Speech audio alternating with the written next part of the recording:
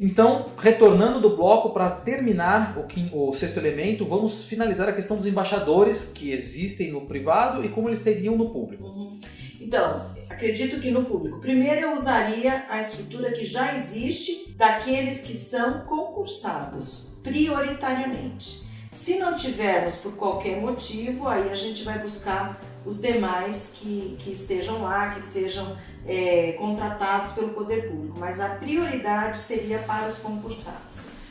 Até pela estabilidade que eles vão ter, porque são posições bastante relevantes. E aí você treinaria esses embaixadores, então você vai ter primeiro um processo de seleção em que tem dois modelos. Tem um modelo em que a pessoa se voluntaria e tem um modelo em que você determina que uma autoridade superior indique sobre a sua pessoal responsabilidade. Longa-manos, o cara que vai agir... Exatamente, vai agir em nome, mas assim, você tendo o respaldo daquele representante, daquele responsável pela área, pode ser que você tenha, então... uma autoridade maior, pelo menos aos olhos dos seus colegas, né? Aos olhos dos seus colegas, aos olhos do próprio embaixador, que, claro que é mais trabalho para ele, mas ele tem que se sentir honrado. Se você tiver também essa... é mais uma maneira de você ter o reforço, o respaldo de uma autoridade superior em indicar. Mas vamos supor que seja por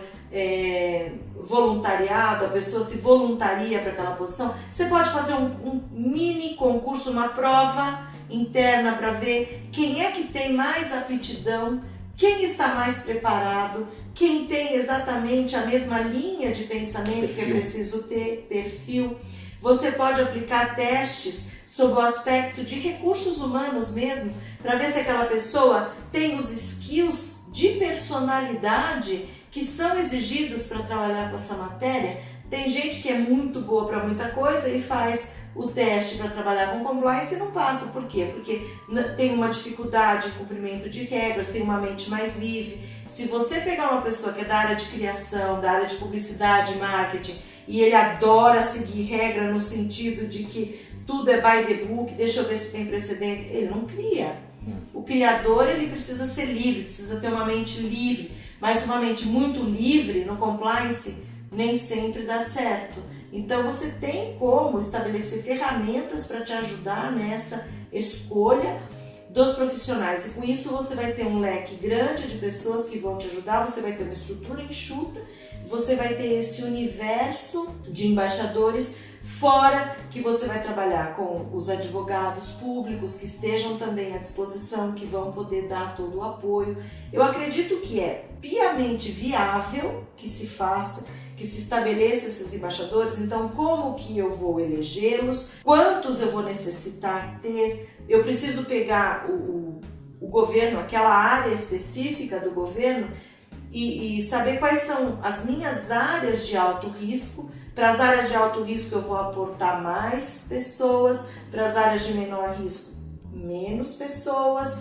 Então, tem várias questões que podem ser estudadas e com eficiência estruturado um bom programa de embaixadores dentro do poder público. Você tem que, para selecionar também, como eu estava dizendo, fazer uma due diligence, ver quem são aquelas pessoas, você tem os testes, verificar as avaliações pregressas dessas pessoas, como que elas se saem, verificar se há reclamações contra elas, internas, administrativas, se já foram punidas ou não, tudo isso. E com isso você vai fazendo um funil, vai afunilando, vai tendo as pessoas mais bem preparadas e obviamente que devem querer também esse encargo, porque é um encargo muito sério. Mas elas vão continuar fazendo as atividades do dia a dia e tendo essa oportunidade de atuar em compliance, em melhorar a sua própria empregabilidade, porque uma pessoa que tenha um conhecimento a mais de compliance, com uma experiência no poder público, hoje em dia é mosca branca. Aqui no Brasil não existe. Não, deve existir sim, claro, como eu estava falando. Raro, mas vamos colocar, bem raro. É bem raro, né? Se você pegar todo o montante do funcionalismo. Então, eu acredito que isso será também uma oportunidade. E, de novo, eu falo para você, eu sempre acredito que as pessoas querem fazer o correto. As pessoas querem fazer aquilo que seja melhor para a população em geral. Obviamente você tem as exceções, mas eu acredito que assim, a pessoa que está trabalhando no poder público, ela é acima de tudo cidadã. Como cidadão, todos nós queremos que seja feito o que for melhor para o país, para o governo, para o estado, para o município. Com certeza. Antes de sair ainda da questão da gestão, me veio agora à cabeça o seguinte: numa empresa você tem uma continuidade. A empresa tem lá sua missão fixa, os seus valores, aquilo dificilmente ela vai mudar aquela empresa. Você muda cargos às vezes, mas eles se adequam a um tronco principal que a empresa tem. No poder público, a cada eleição, às vezes há uma mudança até radical. Porque veja hoje no Brasil, nós estamos caminhando por uma eleição polarizada entre a direita e a esquerda. Se passa um, passa o outro, com certeza a visão deles do compliance é diferente. Vamos pensar numa mudança. Vamos supor, está instituído o compliance público. Eu acho que sofreria um pouco esse setor, essa pessoa designada, para manter aquilo que foi feito. Não estou nem falando que está certo o que está vindo, o que está errado o que foi embora. Nada disso. Mas me parece que essa substituição do the tone from the top, que vai acontecer a cada 4 anos, ela pode impactar um pouco a questão do compliance, do seu gerenciamento mesmo, na sua gestão. Olha, nós estamos falando tudo aqui, claro, em tese, né, futurologia mesmo, porque hoje realmente são pouquíssimos os exemplos. Eu não sei se eu vejo da mesma maneira essa questão de que vai mudar a visão do compliance. Depois de tantos não compliance, né? A pessoa que chega, ela traz novos valores, novas... você está indo por aqui? Não, eu prefiro que você vá por ali. São direções. Então, aí é que tá. Isso que eu queria compartilhar. Eu já trabalhei em várias empresas, de várias indústrias diferentes, e o que eu percebi, e conversando com as pessoas também que também atuam em compliance, o compliance ele é sempre o mesmo, a ideia de compliance. Os programas de compliance que são sempre baseados em 3 pilares master, né? Que são a prevenção, a identificação, tratamento e a resposta a incidentes. Círculo Isso contínuo. tem em tudo, o círculo contínuo. Eu gosto dos 7 elementos porque eu acho que ele é o mais completo, ele é o mais fácil de entender e por isso que a gente sempre aqui fala dele. Mas assim, o tone at the top, ele tem que estar presente em qualquer circunstância e o tone at the top tem que ser um só, independentemente de ser esquerda, centro, direita. Aqui só se faz o correto. Aqui se cumprem as leis. Ponto. Não importa quem seja o líder, mas ele tem que vir com essa mentalidade. Se ele não vier com essa mentalidade e eu não tiver um tone at the top fortíssimo, dificilmente eu vou conseguir levar a cabo um bom trabalho. E isso é em qualquer empresa, não só no governo. No governo é mais radical, porque de 4 em 4 anos, de tempos em tempos, você pode ter assim, uma quebra total daquele paradigma. Exato. Abrupta. Por isso, a opção por aqueles funcionários de carreira. Pelo menos você tem todo um legado. O staff está ali mantido. O staff está. E você nunca poderá ter alguma coisa que seja contra a lei, contra aquilo que foi estabelecido, porque o parâmetro eu vou fazer o correto, eu vou seguir as normas, eu vou seguir as políticas. Eu tenho política, eu posso inclusive estabelecer vigência para as minhas políticas. E a vigência será de 10 anos, por exemplo, porque eu estou falando de compliance, eu não estou falando de estratégia de governo, eu estou falando de forma, eu estou falando do conteúdo nesse sentido de ser. Eu não aceito corrupção, eu não pratico corrupção, são as questões da lei poupa, né? Prometer, oferecer, pagar, aprovar qualquer pagamento, recebimento indevido. Esse cerne tem que ser, vamos dizer assim, cláusula pétrea, independentemente de quem venha, de que partido seja, se é da extrema esquerda, se é da extrema direita.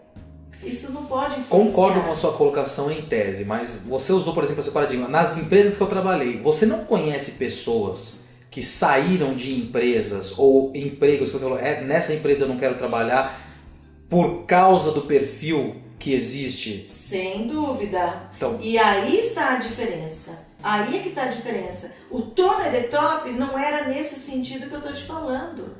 Esse é o ponto. Se você tem um governante que entra com essa ideia de que eu vou arrumar minha vida, eu tô aqui para ficar rico, eu quero ganhar dinheiro, eu quero melhorar a família, eu quero deixar minha nona geração muito bem amparada, realmente você vai ter um problema, e esse é um problema estrutural. Aí é que entra o quê? Ministério Público e uma série de coisas. Você estando protegido por algum tipo de garantia, você tem isso. Além do mais, mesmo em qualquer empresa, já vi e já aconteceu também de ser procurada por alguma empresa que de repente a gente vê que não tem afinidade nenhuma, né?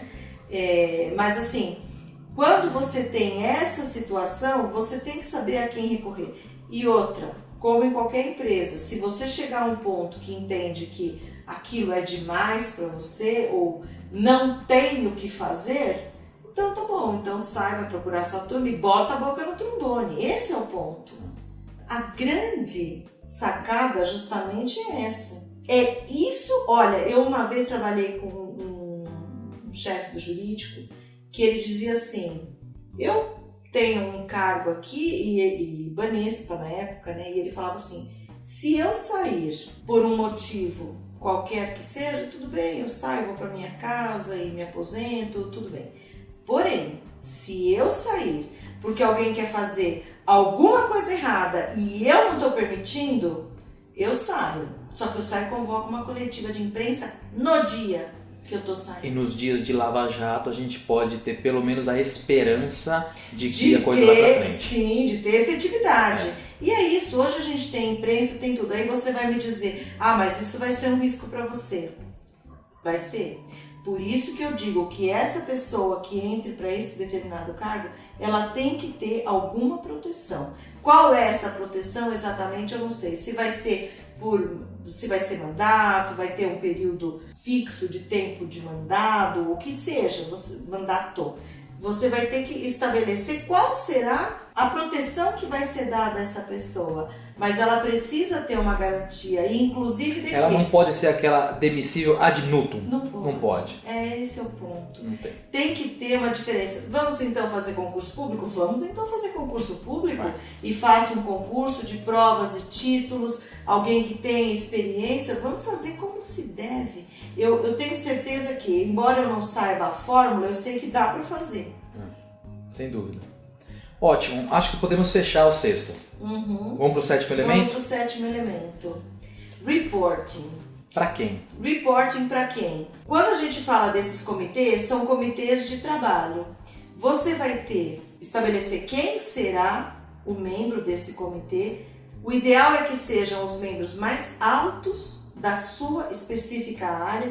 Então, se eu estiver falando de um estado, eu vou ter o secretário de Estado da Fazenda, o secretário de Estado da Saúde, o secretário de Estado...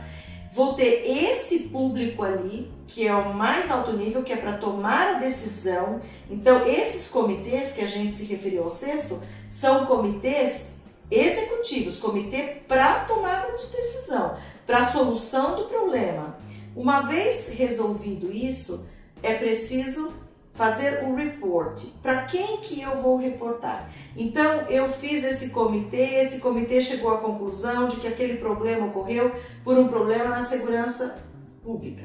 Eu tenho aqui o secretário da Segurança Pública, então ele está piamente ciente de tudo, mas eu vou reportar ao chefe dele, que no caso vai ser o governador do estado, tudo o que está acontecendo, por que aconteceu, por que não aconteceu, e aí nós vamos tomar as medidas. Isso aconteceu, foi uma mera falha administrativa? Eu preciso treinar o pessoal que está abaixo, todas as decisões que vêm acompanhadas, como é que eu executo o plano de ação que tenha sido definido naquele comitê específico. Executo com o tone de top, que somente aquele que tem o poder de designar a verba, que tem o poder de designar as pessoas, é que vai poder me dar. Então eu vou fazer o reporting para aquele que seja o superior. Vamos supor que eu não tenha aqui neste comitê uma determinada área e na investigação chegou-se à conclusão de que aquela área é muito impactada pelo assunto e inclusive tem várias medidas a serem tomadas. Eu vou reportar também, então o reporting reporto para quem de direito, no princípio need to know. Quem Só quem tem precisa que saber. Só quem tem que saber. E aí sim, eu dou também a transparência depois, quando eu já tiver um plano de ação, eu vou e exponho para a população qual é esse plano de ação. Então eu vou, na empresa privada, a gente tem o Need to Know de uma maneira mais concentrada, né? A gente não conta nem o que passou, fica uma coisa mais assim. No poder público, eu entendo que a gente tem obrigação de dar transparência. Eu só não vou contar o santo, eu vou contar o milagre, eu vou publicar o milagre. Mas no princípio do Need to Know, quem saberá os detalhes, o nome do envolvido, alguma coisa que eu não precise dar publicidade, vão ser realmente aquelas pessoas que deveriam saber para tomar providências. E nós estamos falando de questões não ligadas a crime, né? Porque na questão da criminalidade a gente falou, é Ministério Público, vai todo mundo. Não, e assim, é polícia, chama a polícia. Porque tem que ser assim. As pessoas têm que entender que para cada ação existe uma consequência, boa ou ruim. Isso deveria vir de casa, deveria vir do berço, mas já que não vem, às vezes, né? Então, que seja depois. Você fez uma conduta, essa conduta está tipificada no Código Penal? E veja uma coisa interessante, né? No poder público não há uma barreira que pode acontecer no privado. No privado, se você tem uma multinacional, você chegou no seu CEO, você sempre pode pegar o CEO mundial, um board, alguma coisa assim. Mas se você chegou no seu CEO aqui, ele é o dono da empresa e ele não quer fazer, acabou. Não tem o que fazer. No poder público, você pode levar as autoridades, você pode levar a população. Você tem um número maior de pessoas, porque assim, se o poder emana do povo e o povo é o mandatário, é quem dá o mandato para aquela pessoa estar lá, se eles souberem, nós estamos em tempos em que o povo tem feito a diferença na política. Sim, exatamente. Né? Então me parece que na política, no governo, seria um ponto mais interessante. O Compliance Officer teria uma força tamanha a ponto de, se o executivo final não quisesse fazer alguma coisa, ele não consegue encobrir, não consegue parar. A ideia é essa, é que não tenha freio, e que não tenha como esconder. Você nem impeça a continuidade e nem esconda aquilo que aconteceu. É preciso dar transparência, até porque com isso você mostra que, se você tiver algum interesse de ir atrás de um político para você obter uma vantagem e em troca dar uma vantagem a ele, provavelmente isso vai aparecer um dia e vai aparecer da maneira mais franca, transparente, objetiva possível. Então, você tem que parar e pensar antes de qualquer coisa. Interessante, né? Então, na verdade, o sétimo elemento, ele não só poderia ser aplicado, como ele goza pela estrutura estatal de uma fórmula que não é possível pará-lo. Né? Ele sempre é possível reportar.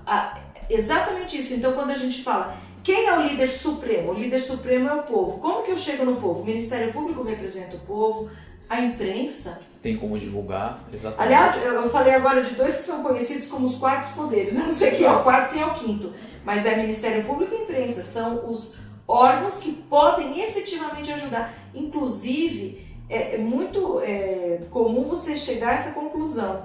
Um assunto ele vai sendo trabalhado. Quando é que ele é resolvido? Quando sai na imprensa.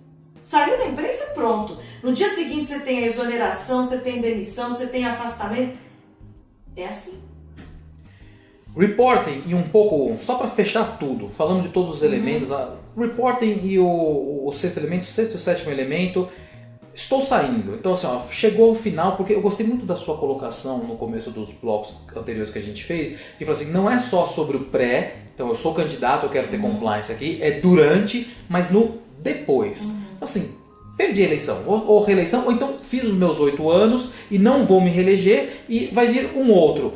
O compliance poderia ter algum tipo de transição assim, porque a gente vê muito, por exemplo, isso aconteceu agora no governo federal, uma ruptura, né? Quem assumiu não sabia nada, ninguém passou informação nenhuma, todo mundo chega, cai de paraquedas, o que eu estou fazendo? Compliance Officer certamente seria pelo menos uma área onde essa transição deveria ser feita da forma melhor possível. Sem dúvida. E aí a gente está falando aqui então de gestão de inteligência, gestão de informação, gestão de conhecimento. Isso é uma pena que não exista em muita parte do governo. Porque você tem toda uma estrutura, você tem planejamento, você tem projetos que são maravilhosos. Aí o outro que chega fala assim, não quero nada disso, porque senão eu vou dar visibilidade para o meu antecessor e na verdade eu é que quero aparecer agora, brilhar, né? Então eu entendo que sim, que a gente tem que ter isso, e isso nos elementos você tem, porque você pode estabelecer políticas para a gestão do conhecimento. E com isso você assegura essa transição. Tudo tem que ser documentado, eu vou ter uma rede específica, uma rede para cada coisa, segregada, se for o caso, para garantir confidencialidade de projetos estratégicos. Não há amadorismo no compliance, Não, né? pode haver amadorismo. Tudo tem que ser profissional, tudo tem que ter uma visão de dono. O Estado... L'État moi. Brincando, alguns, mas assim, né? Para alguns. Mas o Estado, ele tem que ser maior do que tudo. E quando eu falo Estado, eu falo o governo mesmo, aquele governo que se preocupa com a gestão, com tudo.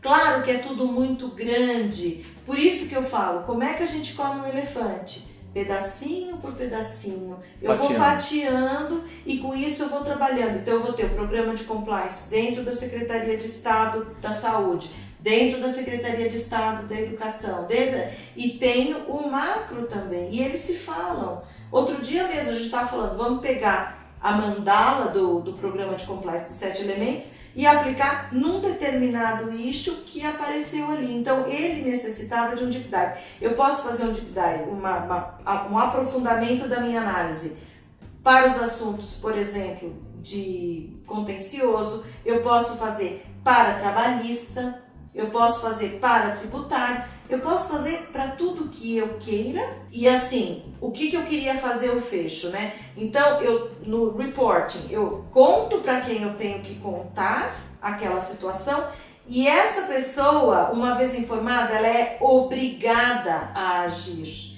E com isso vem o tone at the top, que justamente é a implementação do tom que vem de cima, e é um tom que tem que dar os elementos suficientes para que aquele programa de compliance funcione.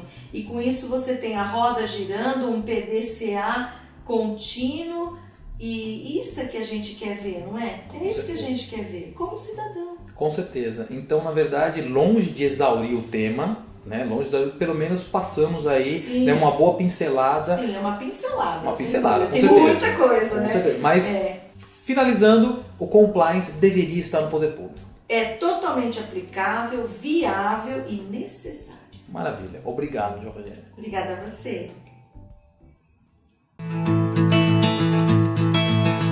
iComply, aprimorando pessoas, fortalecendo empresas.